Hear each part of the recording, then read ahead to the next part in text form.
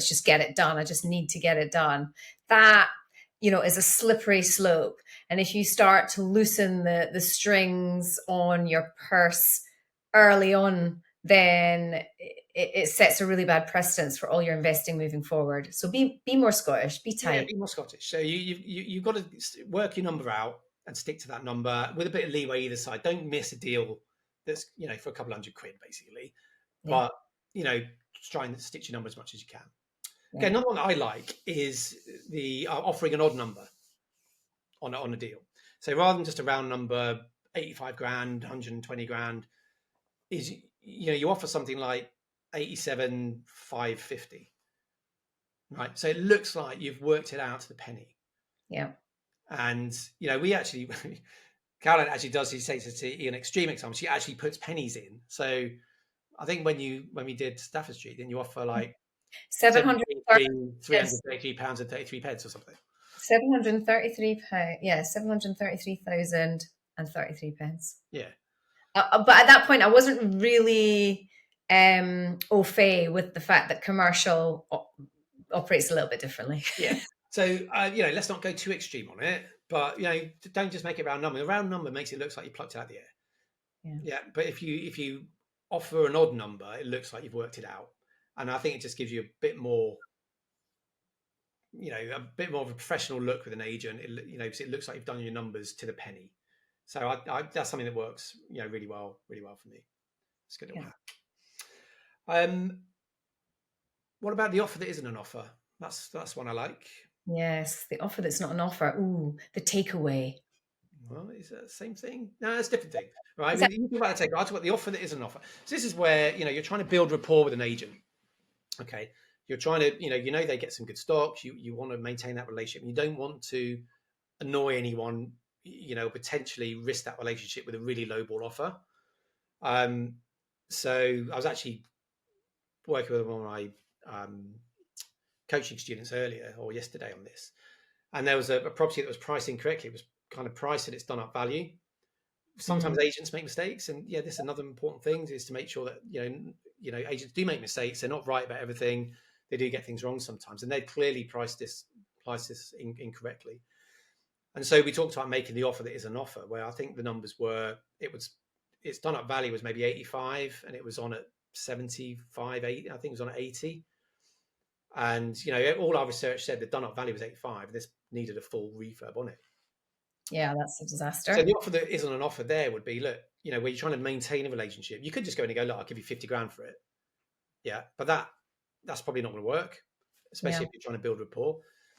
So the offer that is an offer would be something along the lines of, look, I know you're looking for 80,000 for this, but I can't get anywhere near that.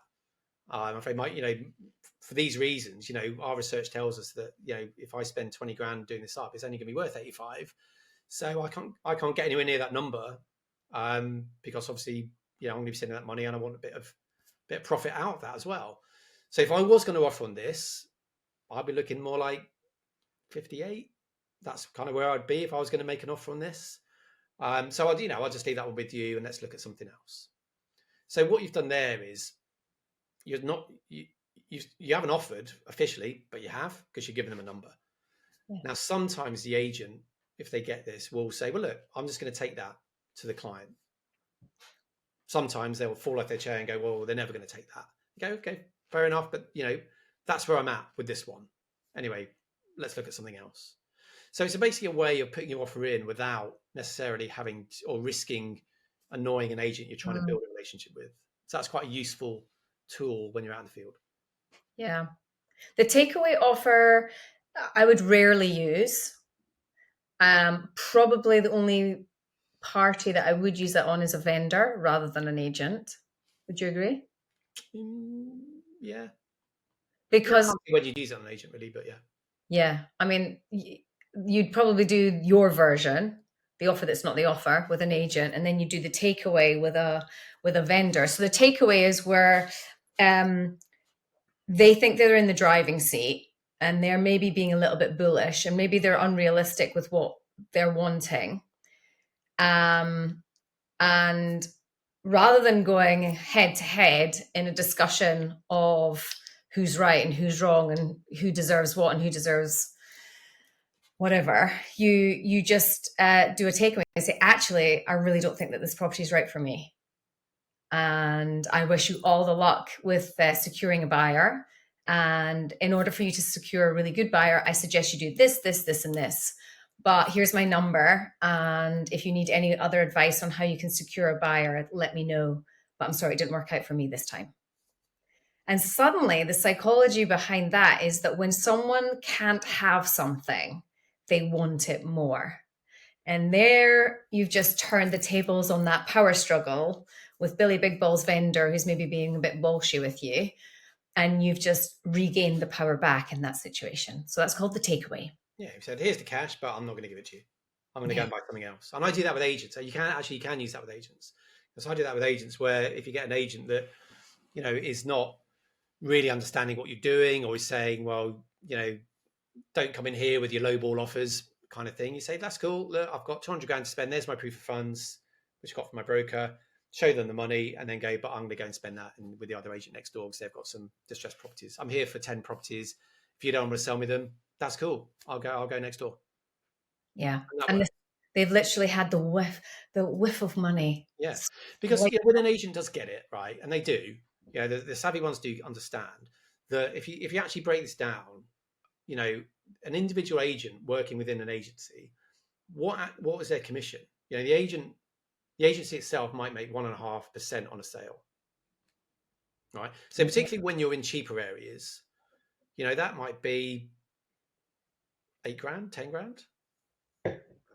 Not even that. No, like a grand, 1,500 quid, 2 grand, something like that. What's going on with your maths, Mr. Analyst? Yeah, sorry. In cheaper areas, it's going to be maybe £1,000, 1,500 quid. Right. And of that 1,500 quid, the actual agent selling the house, what's their commission going to be? 10, 15, 20%?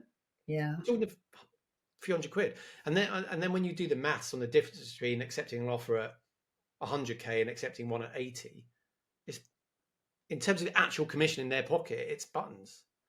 So when an agent understands volume and you say, look, if you bring me the right stuff, I'll buy as many of these as you can bring me. That's when they start working for you rather than against you. And that's what you're aiming for. And we did that when we started out in Cumbernauld.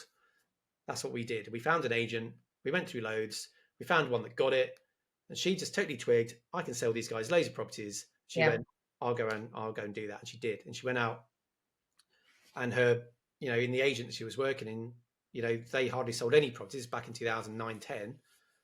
They were hardly selling anything, and she was selling loads because we were buying them, and she was just getting we literally educated her. We sat down and ran through the numbers and said, we need a back end value at X in order to pay you Y. So you need to then work to that formula. And she would literally email. We were overseas, we were on our honeymoon. She would email and go, I've got you this one, the back end value is this, the spend is that. And so she was doing all the work for us because she was so motivated to just get that stock moving.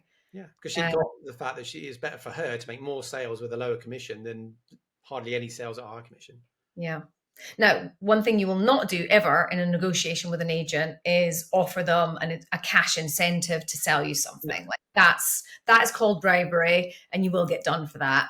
I have had students over the years contact me and say, well, the agent said that they could secure the property for me at that price if I meet them in town with a brown envelope with £5 grand cash in it. And, you don't want to do business with people that operate like that at all. That is a massive red flag. You run a mile from that. Yeah, absolutely.